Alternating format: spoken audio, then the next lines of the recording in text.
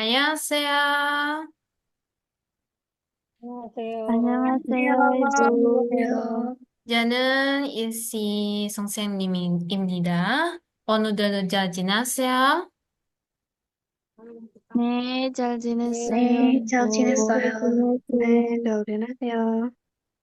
Baik, sebelum memulai kelas hari ini, Ibu akan memanggil nama kalian satu persatu untuk mengisi daftar hadir. Soyeon, Hadir. Soyeon, baik. Nayeon, Hadir. Haen, Hadir. Yuna. Sepertinya Yuna tidak ada di kelas ya. Hein, Hadir. Jisoo, Jisoo juga sepertinya belum hadir di kelas.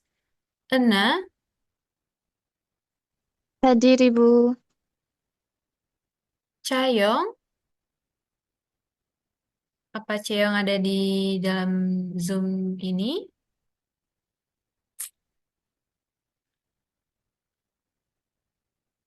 Enji, Hadir, Ibu. baik. Jadi yang tidak hadir ada 3 orang ya. Baiklah, hari ini kita semua akan belajar tentang asma. Sebelumnya Ibu mau bertanya dengan kalian, ada yang tahu nggak apa itu asma? Apakah ada yang... Tidak, Ibu. Tidak tahu, Ibu. Nah, apa udah bisa dilihat di situ? Sudah bisa dilihat Sudah, gambarnya? Ibu. Sudah, Ibu. Jadi, asma adalah salah satu penyakit pernapasan. Orang asma itu biasanya ditandai dengan sulitnya bernapas, terutama saat udara dingin atau saat berolahraga. Di sini kalian bisa lihat gambarnya, di mana saluran pernapasan yang normal itu akan terbuka seperti ini di paru-parunya. Saluran pernapasan paru-parunya akan terbuka seperti ini. Sementara saat terkena asma atau saat asmanya kambuh, itu akan menutup seperti ini.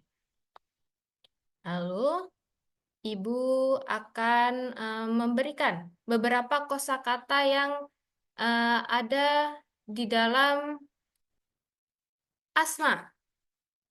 Ada yang bisa membacakan?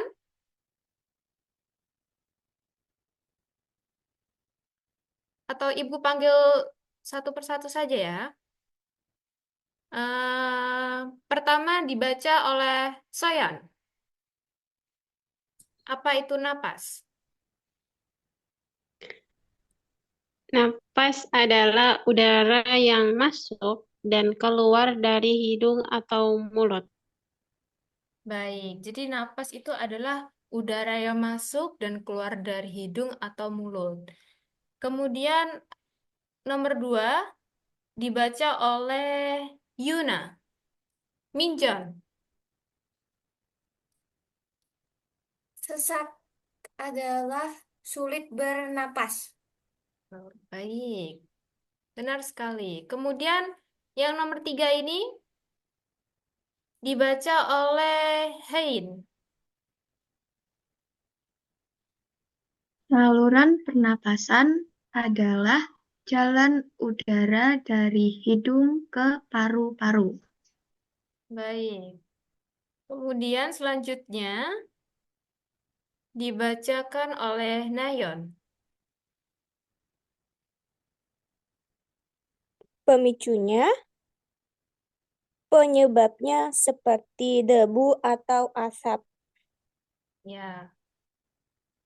Kemudian yang terakhir dibacakan oleh Enji. Inhaler, Hmm. alat untuk membantu orang asma bernapas. Oke, pintar semuanya. Jadi bisa disimpulkan bahwa asma itu merupakan salah satu penyakit pernapasan yang biasanya terjadi kalau kita kedinginan atau merasa sudah terpapar debu. Dan ada beberapa istilah yang sudah dibacakan oleh teman-teman tadi. Salah satunya ada yang namanya napas. Napas itu adalah di mana kita menghirup udara melalui hidung atau melalui mulut.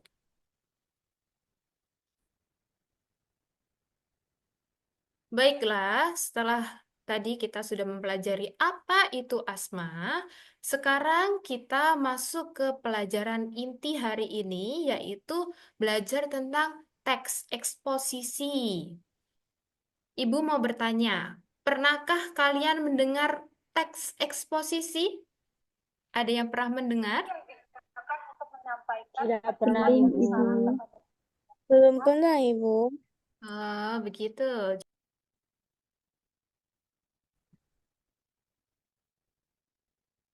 Jadi, setelah kita mempelajari apa itu asma tadi, hari ini kita masuk ke pelajaran inti yaitu tentang teks eksposisi.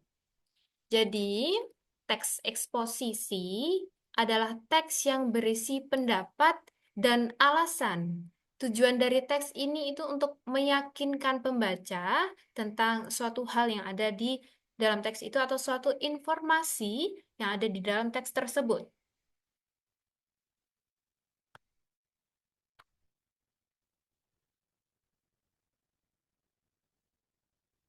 Lalu, di sini ada 3 struktur teks eksposisi. Yang pertama ada pernyataan atau pendapat, atau bisa juga disebut dengan tesis, yaitu bagian pertama ini berisi pendapat atau pandangan penulis tentang suatu topik. Biasanya pendapat ini akan didukung dengan alasan-alasan yang akan berada di selanjutnya atau ada di paragraf penguat selanjutnya. Kemudian kita masuk yang di bagian tengahnya yaitu alasan atau bukti atau bisa disebut juga dengan argumentasi, di mana di bagian ini memuat alasan-alasan atau bukti yang mendukung pendapat penulis. Alasan ini biasanya berupa fakta, data, contoh nyata, atau pendapat dari para ahli. Lalu di sini ada kesimpulan atau penegasan ulang, di mana di bagian terakhir ini dari teks eksposisi, yaitu dia menegaskan kembali pendapat dari penulis dan menyimpulkan apa yang telah dijelaskan sebelumnya. Baik, dari 3 di sini, Ibu akan memanggil 3 orang untuk membacakan contoh mengenal asma. Maaf, maksud Ibu 5 orang untuk membaca teks mengenal asma. Pertama, Ibu akan memanggil Hein. Silakan, Hein. Mengenal asma. Asma adalah penyakit kronis yang menyerang saluran pernapasan, membuat penderitanya mengalami sesak nafas, batuk, dan dada terasa berat. Penderita asma, termasuk remaja, harus selalu waspada terhadap pemicu seperti debu, asap rokok, dan polusi udara.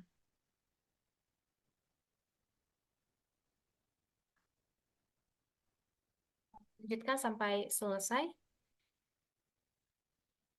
Jika serangan terjadi, langkah pertama yang dapat dilakukan adalah membantu penderita duduk tegak dan tetap tenang. Menggunakan inhaler sesuai anjuran dokter juga sangat penting untuk melegakan pernapasan. Selain itu, menjauhkan penderita dari pemicu serangan asma dan memberinya minum air hangat bisa membantu mengurangi sesak. Jika gejala tidak kunjung membaik, segera cari pertolongan medis. Dengan penanganan yang tepat, penderita asma dapat tetap beraktivitas dan menjalani kehidupan sehari-hari dengan lebih nyaman. Baiklah. Selanjutnya, Ibu mau memanggil Jisoo. Silakan Jisoo dibaca dari asma sampai polusi udara.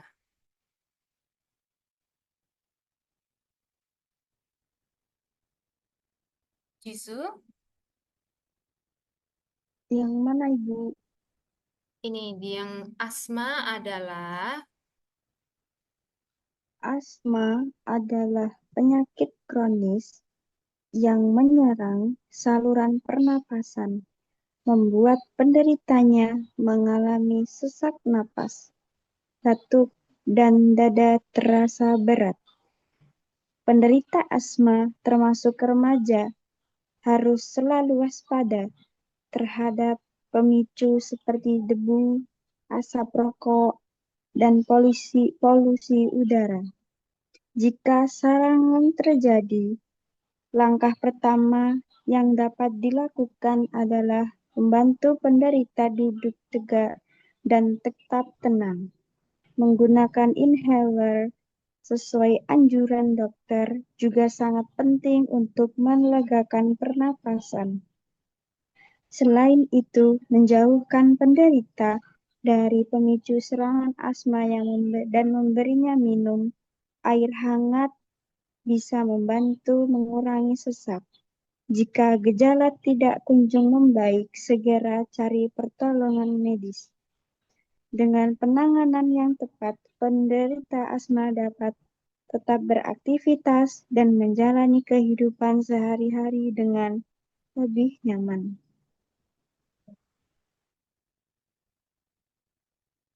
Udah mulai.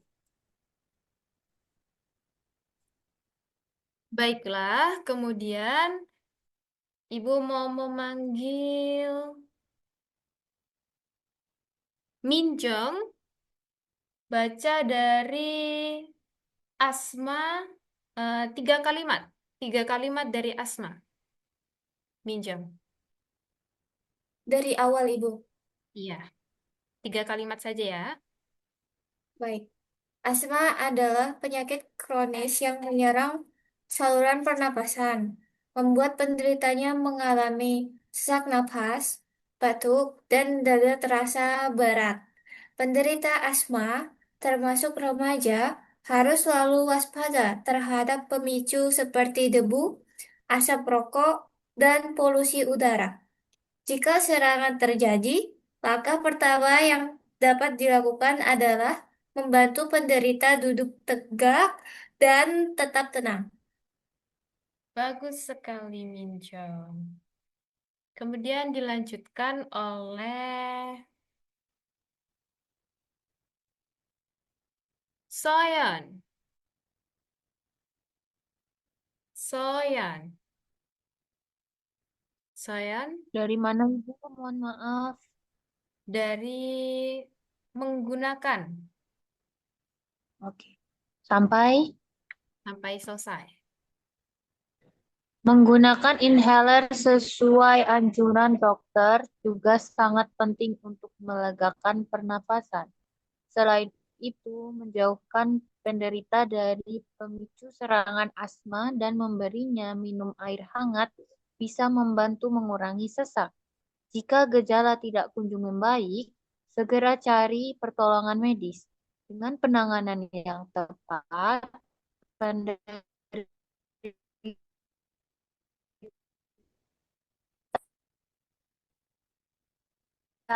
asma dapat tetap beraktivitas.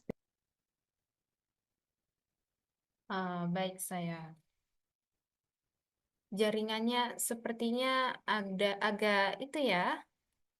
Susah ya, Soyeon. Baiklah, sekarang kita masuk ke pertanyaan. Yang pertama, Ibu mau masing-masing dari kalian itu berdiskusi dan menemukan gagasan utama dan menyimpulkan isi teks. Kemudian mengidentifikasi struktur dan ciri kebahasaan teks eksposisi. Baik, Ibu beri waktu 5 menit dari sekarang. Baiklah, untuk pertanyaan pertama dari teman-teman, apakah ada yang bisa menjawab?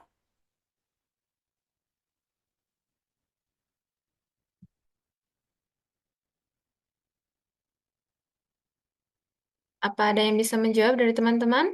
Pertanyaan pertama, yaitu menyimpulkan isi teks dan menemukan gagasan utama.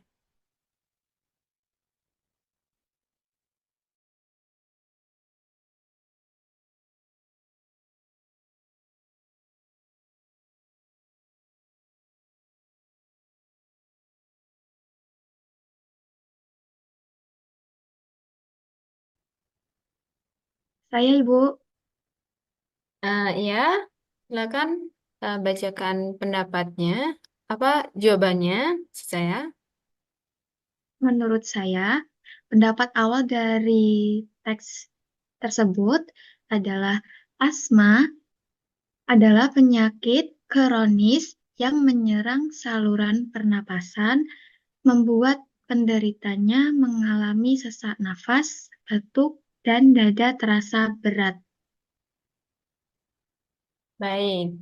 Kemudian yang nomor 2, mengidentifikasi struktur dan ciri kebahasaan dari teks eksposisi atau teks mengenal asma itu. Apakah ada yang bisa menjawab? Atau Ibu panggil saja? Ena, Baik, Ibu.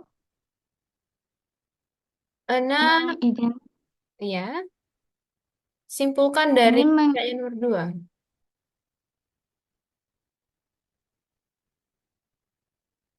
mengidentifikasi ciri-ciri bahasa.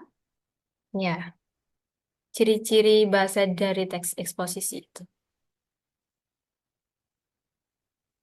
Ciri-ciri bahasa dari teks eksposisi.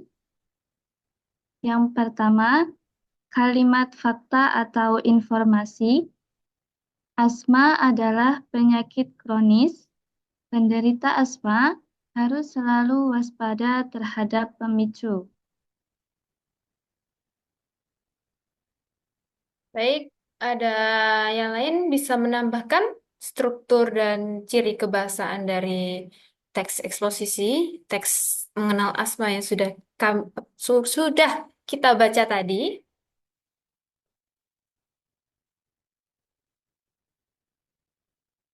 Ceyong, apakah Ceyong ada di dalam Zoom ini, Ceyong?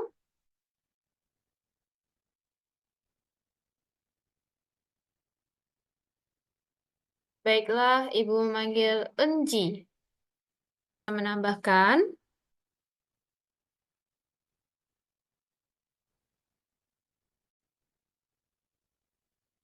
Enji. Baik, Ibu. Identifikasi struktur dari ciri kebahasaan teks eksposisi. Pertama, kata hubung yang menjelaskan alasan konjungsi, seperti jika dan selain itu, jika gejala tidak kunjung membaik, menyambungkan kalimat supaya jelas. Baik, bagus sekali Enji. Baiklah, itu adalah materi yang kita pelajari hari ini. Di sini Ibu punya lembar kerja. Di sini ada 4 lembar kerja yang harus kalian kerjakan saat ini. Masing-masing lembar kerja Ibu beri waktu 5 menit untuk menjawabnya.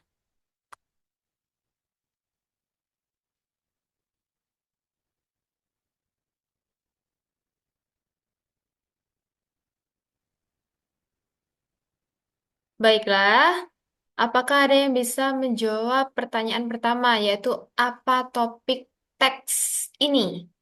Teks yang ada di lembar kerja pertama. Minjung, Ya, Minja? topik dari teks 7 adalah penyakit asma pada remaja. Benar sekali. Jadi, dalam teks 7 ini, topiknya adalah penyakit asma pada remaja. Kemudian, soal nomor 2. Mengapa jumlah pasien asma yang harus dirawat semakin menurun? Berdasarkan teks di sini, apakah ada yang bisa menjawab?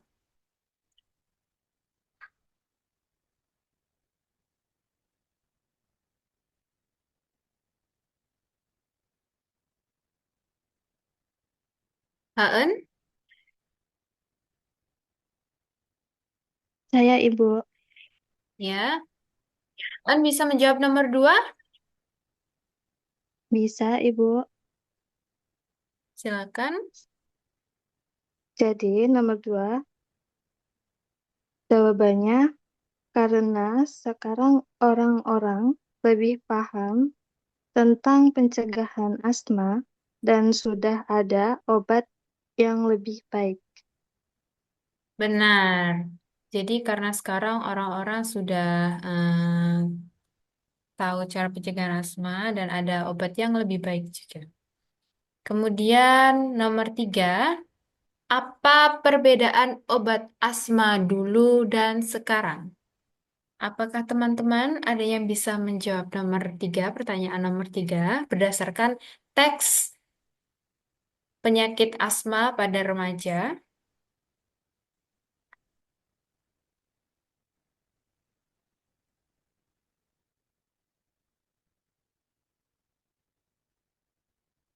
Apakah ada teman-teman? Kalau tidak, Ibu mau panggil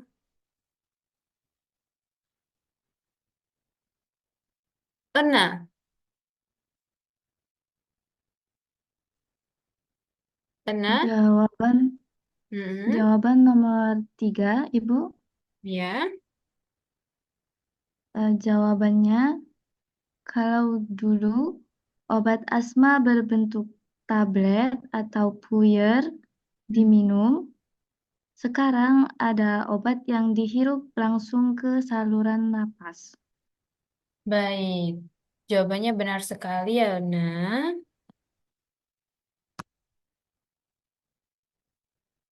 Kemudian pertanyaan selanjutnya yaitu bagaimana cara memberikan pertolongan pertama kepada penderita asma yang dijelaskan di dalam teks. Ibu mau memanggil Jisoo. Jisoo bisa memberikan jawaban kepada kami?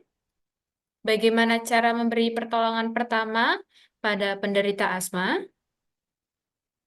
Saya coba ya, Bu. Baik, Jisoo. Penolongan pertamanya yaitu kasih obat inhaler dan jauhkan dari penyebab alergi. Benar sekali. Jadi ketika orang sedang itu asmanya kambuh, hal yang bisa dilakukan pertama adalah memberinya obat inhaler atau obat semprot yang biasanya diberi sama dokternya mereka, oleh dokter mereka, dan dijauhkan dari segala penyebab alerginya, seperti debu, asap, seperti itu. Nomor 3, apa langkah-langkah penting yang harus dilakukan dalam pertolongan pertama pada penderita asma menurut isi teks? Ibu mau memanggil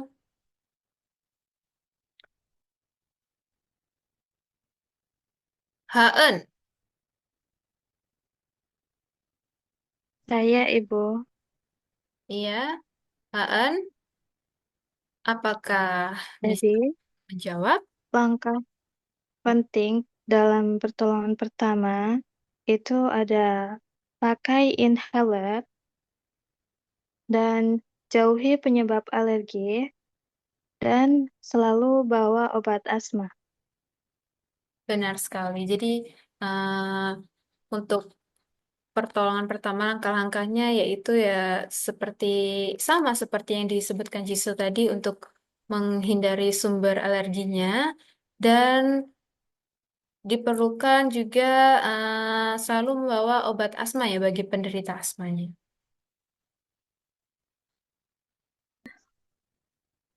Kemudian pertanyaan nomor 2, apa arti dari istilah medis seperti asma, inhaler, dan bronkitis yang ada dalam teks yang sudah dibaca?